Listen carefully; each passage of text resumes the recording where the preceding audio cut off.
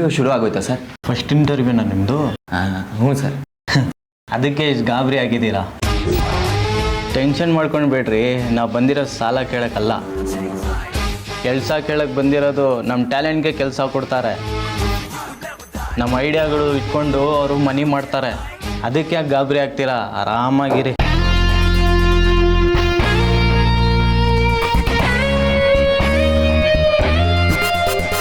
Sir, interview ಎಷ್ಟು ಅನ್ನೋದಾಯ್ತು?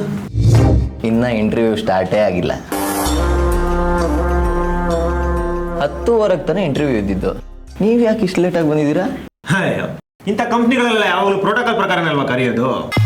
ಹೆಸರು ಪುರುಷೋತ್ತಮ್ ಅಂತ, ಹೇಗೂ ನನಗಿಂತ ಮುಂಚೆ 10-15 ಜನ ಬಂದಿರ್ತಾರೆ. ಅವ್ರುಗಳೆಲ್ಲ ಆದ್ಮೇಲೆ ಅಲ್ವಾ ನನ್ನ ಕರೆಯೋದು. ನನಗೆ ಯಾಕೆ ಟೆನ್ಷನ್ನು? ಓ, ಅಂದಾಗೆ ನಿಮ್ಮ ಹೆಸರೇನು? ಸೂರ್ಯ.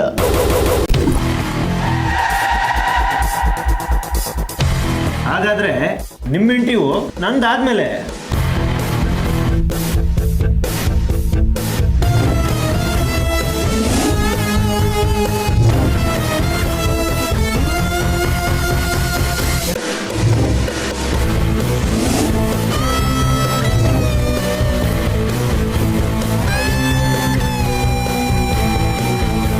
ಹೇ, ಈ ಕಂಪ್ನಿಗೆ ಇಬ್ರು MD ಇರಂತೆ ಕಣೆ.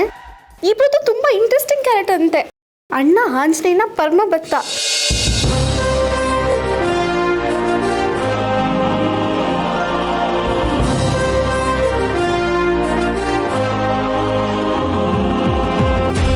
ತಮ್ಮ ಕ್ರೇಜಿ ಬಾಯ್ ಅಂತ ಕಣೆ.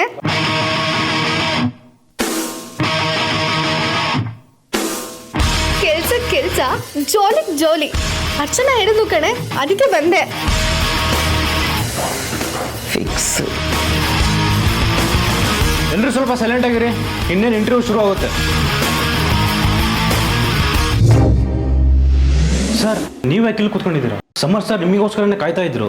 ನೀವು ಬರೋದಿಲ್ಲ ಅಂತ ಅಂದ್ಕೊಂಡು ಅವರೇ ಇಂಟರ್ವ್ಯೂ ಸ್ಟಾರ್ಟ್ ಮಾಡ್ತಿದ್ದಾರೆ. ಸರ್, ಇವರು ಈ ಕಂಪ್ನಿಯ ಇನ್ನೊಬ್ಬ MD ಸೂರ್ಯ.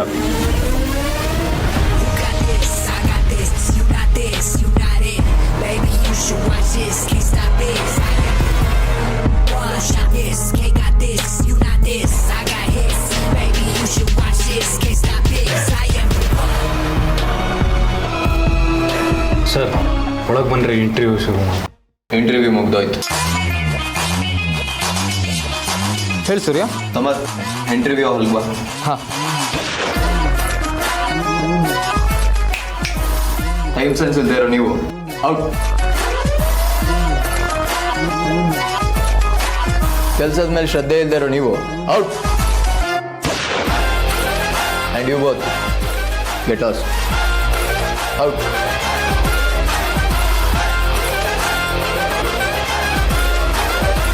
ಸಮರ್ಥ್, ಇವರು 5 ಜನ ನಾನು ಸೆಲೆಕ್ಟ್ ಮಾಡಿದ್ದೀನಿ. ಇವರು ಕೆಲಸ ಏನು ಅಂತ ನೀನು ಎಕ್ಸ್ಪ್ಲೇನ್ ಮಾಡಿಬಿಡು.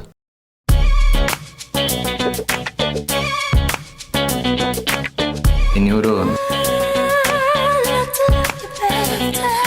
ನನ್ನ ಡಿಪಾರ್ಟ್ಮೆಂಟ್ಗೆ ಓಕೆ. Thank you sir. ಲೋ ಸೂರ್ಯ, ನಿನ್ನ ಇಂಟರ್ವ್ಯೂ ಯಾವಾಗ ತಗೊಂಡ? ಇಲ್ಲೇ ಈಗಲೇ. ನಾವು ಒಳಗಡೆ ಕೂತ್ಕೊಂಡು ಇವ್ರನ್ನೆಲ್ಲ ಕರೆಸ್ಕೊಂಡು ಮಾತಾಡಿದ್ರೆ ಯಾರು ಏನು ಅಂತ ಸರಿಯಾಗಿ ಅರ್ಥ ಆಗಲ್ಲ. ಅದಕ್ಕೆ ಹೀಗೆ ಮಾಡಿದೆ.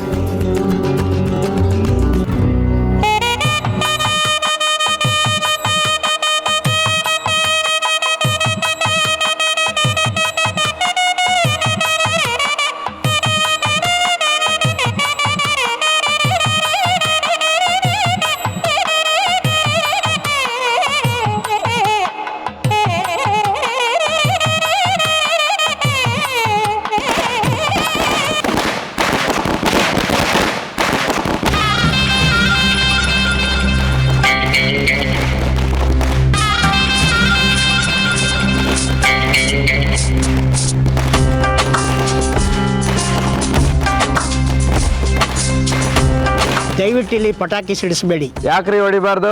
ನಮ್ಮ ಅಣ್ಣನ ಮದ್ವೆ, ನಮ್ಮ ಖುಷಿಗೆ ನಾವು ಪಟಾಕಿ ಹೊಡಿತೀವಿ. ಒಂದೂರ್ಗಾದ್ರೂ ಪಟಾಕಿ ಶಬ್ದ ಕೇಳಲಿಲ್ಲ ಅಂದ್ರೆ ಏನ್ರಿ ಮಜಾ ಇರುತ್ತೆ?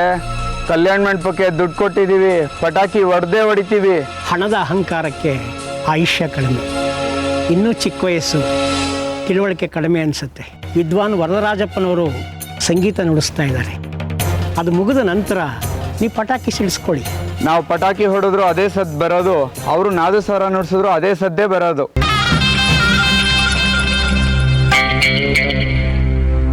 ನಾದಸ್ವರದಿಂದ ಬರೋದು ಸದ್ದಲ್ಲ, ಸಂಗೀತ. ಕರ್ಕಶವಾದ ಶಬ್ದ ಅಲ್ಲ, ಅದು ಸುಮಧುರವಾದ ನಾದ. ನೀವು ಮುಂದುವರಿಸಿ, ನಾನು ನಿಲ್ಸಾಯ್ತು. ಯಾಕೆ ಹೀಗೆ ಮಾಡಿದ್ರಿ? ಸಾಕಾಯ್ತು ನನ್ನ ಸಂಗೀತ ಅನ್ಸುತ್ತೆ ಅಮ್ಮನವ್ರಿಗೆ. ಈ ರೂಪದಲ್ಲಿ ನಿಲ್ಲಿಸಿದ್ಲು. ಕಲ್ಯಾಣ ಮಂಟಪಕ್ಕೆ ಅಂತ ದುಡ್ಡಿಸ್ಕೊಂಡ್ಬಿಟ್ಟಿರ್ತಾರೆ. ಕೈ ಚಾಚಿ ಕಾಸಿಸ್ಕೊಂಡ್ಮೇಲೆ ನಾಲ್ಗೆ ಸತ್ತು ಹೋಗುತ್ತೆ. ಎಲ್ಲವೂ ವ್ಯಾಪಾರ. ಮೊದಲಿಗೆ ದೇವಸ್ಥಾನ ಅಂತೀರಿ, ನಂತರ ಅದರ ಸುತ್ತ ಮಳಿಗೆಗಳು, ಕಲ್ಯಾಣ ಮಂಟಪ, ಖಾನಾವಳಿ. ಕೇಳಿದ್ರೆ ಅಭಿವೃದ್ಧಿ ಅಂತೀರಿ. ತಾಯಿಯ ಕೃಪೆಯಿಂದ ಎಲ್ಲ ಆಯಿತು ಅಂತೀರಿ. ಕಡೆಗೆ ಆ ತಾಯಿನೇ ಕಡೆಗಣಿಸ್ಬಿಡ್ತೀರಿ. ಕೈ ಮುಗಿದು ಕೇಳ್ಕೊಡ್ತೀನಿ, ಆ ತಾಯಿ ಮೂಕಾಂಬಿಕೆನೂ ವ್ಯಾಪಾರಕ್ಕೆ ನಿಲ್ಲಿಸಿಬಿಡಬೇಡಿ.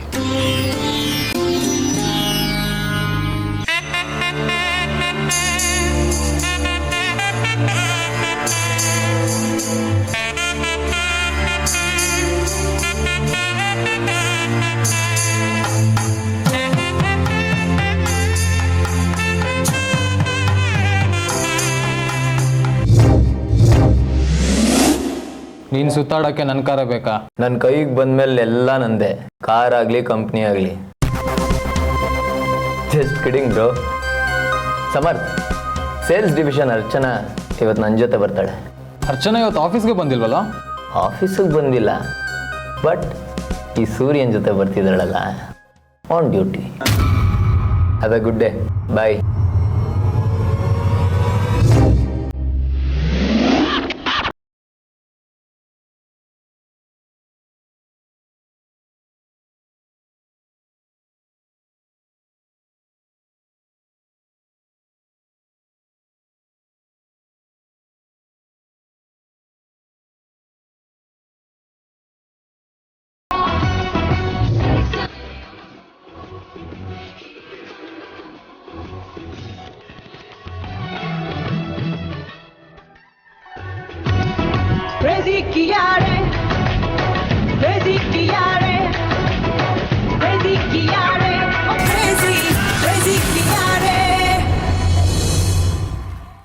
ಇದೇನು ಇಷ್ಟು ಬೇಗ ಬಂದ್ಬಿಟ್ಟಿದ್ದೀರಾ ಇವತ್ತು?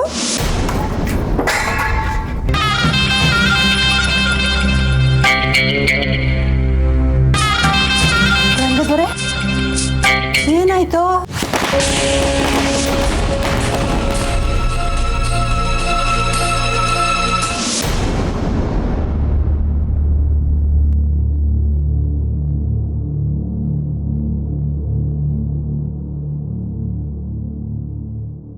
ರೀ, ಸ್ವಲ್ಪ ಕಾಫಿ ಮಾಡ್ಕೊಂಡು ಬರ್ಲಾ? ಬೇಡ. ಮಜ್ಜಿಗೆನಾದ್ರು? ಬೇಡ. ಅಲ್ಲ, ಏನು ಬೇಡ ಅಂದ್ರೆ? ಏಕಾಂತ ಬೇಕು. ದಯಮಾಡಿ ದಯಪಾಲಿಸು.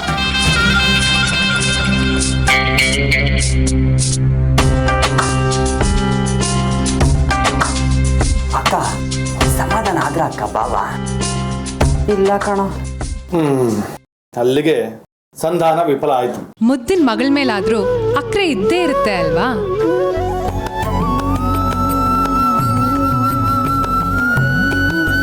ಅಪ್ಪನ ಕೋಪನ ಐಸ್ ತರ ಕರಗ್ಸಕ್ಕೆ ಬಿಸಿ ಬಿಸಿ ಪಾಯಸ ಮಾಡಿದೀನಿ. ಅಪ್ಪ, ಪಾಯಸ. ನಿನ್ ಕೋಪನ ತಣ್ಣಗ್ ಮಾಡಕ್ಕೆ ಬಿಸಿ ಬಿಸಿ ಪಾಯಸ. ಅಲ್ಲಿಟ್ಟು ಹೋಗೋ. ನಾನೇ ಮಾಡಿದ್ದು ನಿನ್ಗೋಸ್ಕರ. ಗೊತ್ತಾಯ್ತು, ಅಲ್ಲಿ ಇಟ್ಬಿಟ್ಟು ಹೋಗಮ್ಮ. ಊಹು, ಇಟ್ಟೋದ್ರೆ ಆರೋಗುತ್ತೆ. ನೀನ್ ಈಗ್ಲೇ ಕುಡಿಬೇಕು. ಕುಡಿಯಪ್ಪ. ಸಿಹಿ ತಿಂದು ಸಂತೋಷ ಪಡೋಕ್ಕೂ ಒಂದು ಮನಸ್ಥಿತಿ ಬೇಕು. ಅದೀಗ ನನಗಿಲ್ಲ. ಅಲ್ಲಿಟ್ಟು ಹೋಗ್ತೀಯಾ?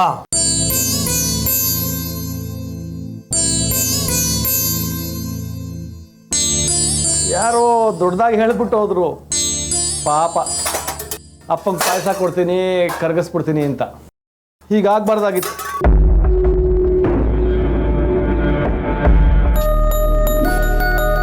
ಶ್ರೀಕಂಠು, ಎಲ್ಲಿದ್ದಾರಂತ ಅವಧಾನಿಗಳು? ಹೊರಟಿದಾರಂತಪ್ಪ. ಮಕ್ಕಳಿಬ್ರು ಎಲ್ಲಿದಾರಂತ ನಿನ್ ಸುಪುತ್ರರು ಗಾಯತ್ರಿ? ಅವ್ನು ನನಗೆ ಮಾತ್ರ ಮಕ್ಳ, ನಿಮಗೂ ಮಕ್ಳೆ. ಕೇಳಿದ್ದಕ್ಕೆ ಉತ್ತರ ಕೊಡೆ. ಎಲ್ಲಿದಾರಂತೆ? ನಿಮ್ಮ ಹತ್ರ ಫೋನ್ ಇದೆಯಲ್ಲ, ಫೋನ್ ಮಾಡಿ ಕೇಳ್ಕೊಳ್ಳಿ. ಕುದುರೆ ಕೇಳಿದ್ರೆ ಕುದುರೆ ಬಾಲಕ್ಕೆ ಕೇಳುವಂತದ್ದೆ. ನಿಮ್ಮಿಬ್ರಿಗೂ ಕಷ್ಟ ಆದ್ರೆ ನಾನೇ ಫೋನ್ ಮಾಡ್ತೀನಪ್ಪ. ಬೇಡಪ್ಪ, ಮಾಡ್ತೀನಿ. ಒಂದು ಫೋನ್ ತಾನೆ.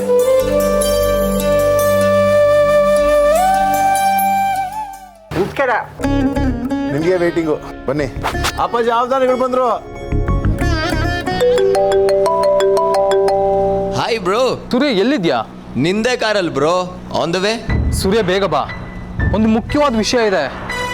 ನಾವಿಬ್ರು ಇರಬೇಕು ಅಂತ ತಾತನಿಂದ ಸ್ಟ್ರಿಕ್ಟ್ ಆರ್ಡರ್ ಆಗಿದೆ. ಈಗ ನಿನ್ನನ್ನು ಬಿಟ್ಟು ನಾನು ಒಬ್ಬನೇ ಹೋದ್ರೆ ಸಿಗಾಕೊಳ್ಳಲ್ವ ನಾನು? What is this bro? 100 ಜನಕ್ಕೆ ಆರ್ಡರ್ ಮಾಡೋ ಪೊಸಿಷನ್ಗೆ ನೀನು ಬಂದಿದ್ರು, ಇನ್ನು LKG ಮಕ್ಳ ಥರ ಆಡ್ತಿದ್ಯಲ್ಲ bro. Surya. Okay I will be there in 2 minutes. Bye. ತುಂಬಾ ಜನರು ನೋಡ್ಬಿಟ್ವಿ. ಅದೇನೋ ಅಪ್ಪನಿಗೆ ನೀವು ಬಂದ್ರೆ ಸಮಾಧಾನ. ನಾನು ನಮ್ಮ ಜೀವನದ ಎಲ್ಲ ಘಟನೆಗಳಿಗೂ ಆ 9 ಗ್ರಹಗಳೇ ಕಾರಣ ಅಂತ ತಿಳಿದು ಒಂದು ಹೊತ್ತಿನ ಊಟಕ್ಕೂ ಕಷ್ಟಪಡ್ತಿದ್ದೋನು ಇವತ್ತು ತಾಯಿ ಮೂಕಾಂಬಿಕೆ ಕೃಪೆಯಿಂದ ಸಾಕಷ್ಟು ಜನರಿಗೆ ಊಟಕ್ಕೆ ಹಾಕೋ ಪರಿಸ್ಥಿತಿ ತಲುಪಿದ್ದೀನಿ. ಆದರೂ ಮೊಮ್ಮಕ್ಕಳ ಭವಿಷ್ಯದ ಬಗ್ಗೆ ಒಂದು ಸಣ್ಣ ಚಿಂತೆ. ಜಾತಕ ನೋಡಿ ಏನಾದರೂ ಸಮಸ್ಯೆ ಇದ್ದರೆ ಹೇಳಿ, ಪರಿಹಾರವನ್ನು ಸೂಚಿಸಿ. ಖಂಡಿತ.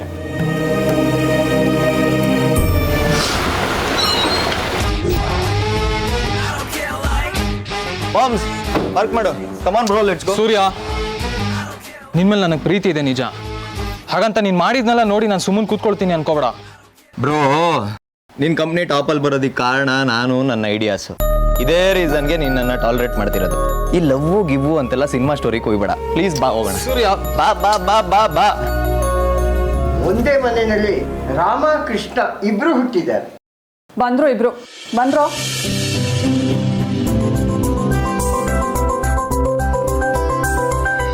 ಏನ್ ತಾತ, ಜಾತಕ ನೋಡೋ ಪ್ರೋಗ್ರಾಮ? ಸ್ವಲ್ಪ ಕಡಿಮೆ ಮಾಡೋ. ನೀವುಗಳು ಮುಂದುವರಿಸಿ. I am not interested. ನಿಮ್ಮದೇ ಜಾತಕ ನೋಡ್ತಿರೋದು. ನೀವು ನೋಡಿ ಬೇಡ ಅನ್ಲಿಲ್ಲ, ನಾನಿರಲ್ಲ.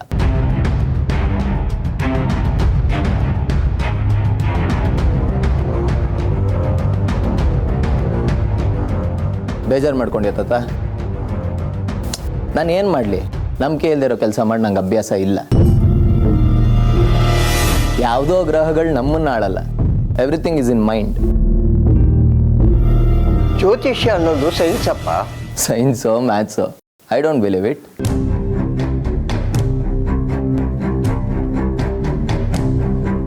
ಅವನು ಆಡಿದ್ದಕ್ಕೆ ಬೇಜಾರು ಮಾಡ್ಕೋಬೇಡಿ. ಹುಡುಗ ಬುದ್ಧಿ.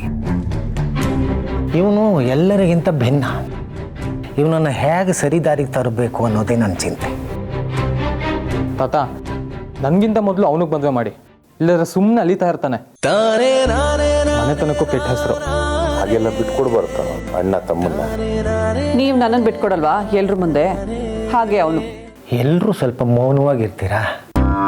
ನಿನಗೆ ಹೇಳಿದ್ದು. ಸೂರ್ಯಂಗೆ ಯಾವಾಗ ಹುಡುಗಿ ಸಿಗ್ತಾಳೆ? ಬರೋ ಹುಡುಗಿ ಅವನನ್ನ ದಾರಿಗೆ ತರ್ತಾಳೆ? ಏನನ್ನತ್ತೆ ಜಾತಕ? ನೀವು ನಿರೀಕ್ಷೆ ಮಾಡ್ದಲ್ಲೇ ಇರುವಂಥ ಸಮಯದಲ್ಲಿ ಮಹಾಲಕ್ಷ್ಮಿ ಅಂತ ಹೆಣ್ಮಗಳು ಅವನ ಜೀವನದಲ್ಲಿ ಬರ್ತಾಳೆ. ಸ್ನೇಹಿತಿಯಾಗಿ, ತಾಯಿಯಾಗಿ ಅವನ ಜೀವನನೇ ಬದಲಾಯಿಸ್ತಾಳೆ.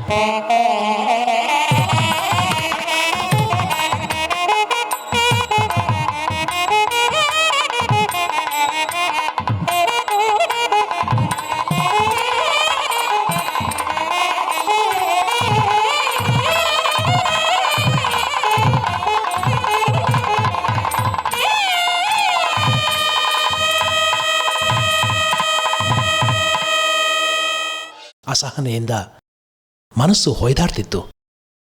ಈಗ ತಿಳಿಯಾಯಿತು, ಸಂಗೀತಕ್ಕೆ ಎಂಥ ನೋವನ್ನು ಮನಸ್ಸು ಶಕ್ತಿ ಇದೆ.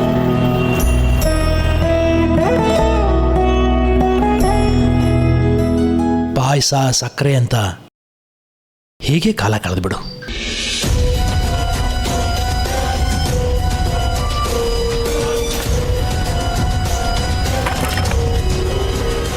ಈ ಹಿರಣ್ಮಯಿ ನಮ್ಮ ಮನೆಗೆ ಕಾಲಿಟ್ಟಾಗ್ಲಿಂದ ನನ್ನ ನೆಮ್ಮದಿ ಅನ್ನೋದೇ ಸತ್ತು ಹೋಗಿದೆ. ನಾನು ನೆಮ್ಮದಿಯಾಗಿರ್ಬೇಕು ಅಂದರೆ ಈ ಹಿರಣ್ಮಯಿ ಸಾಯ್ಬೇಕು.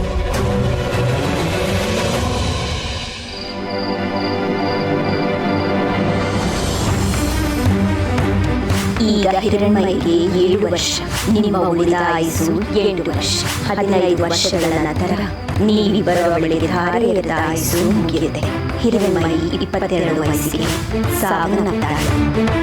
ಆಗ ಹಿರಣ್ಮಯಿ ರೂಪದಲ್ಲಿ ನಾನು ಅವಳ ಸಾವಲ್ಲಿ ಮತ್ತೆ ಹುಟ್ಟಿ ಬರುತ್ತೇನೆ. ನಾನು ಮತ್ತೆ ಅವತರಿಸೋದು ಹಿರಣ್ಮಯಿ ಸಾವಿನ ನಂತರ. ಹಿರಣ್ಮಯಿ 22 ವಯಸ್ಸು ಸಾವನ್ನಪ್ಪಾಳೆ. ನಾನು ಅವಳ ಸಾವಲ್ಲಿ ಮತ್ತೆ ಹುಟ್ಟಿ ಬರುತ್ತೇನೆ. ನಾನು ಮತ್ತೆ ಅವತರಿಸೋದು ಹಿರಣ್ಮಯಿ ಸಾವಿನ ನಂತರ. ಯಾಕೆ ಏನೇನೋ ಕನಸು ಬರ್ತಾ ಇದೆ. ನಿನ್ನ ಸಾವಿನಲ್ಲಿ ನನ್ನ ಹುಟ್ಟು. 22 ವರ್ಷಕ್ಕೆ ಸಾವು ಅಂದರೆ ನನಗೀಗ 21 ವರ್ಷ. ಇನ್ನು ಒಂದೇ ವರ್ಷ ನಾನು ಬದುಕಿರೋದು.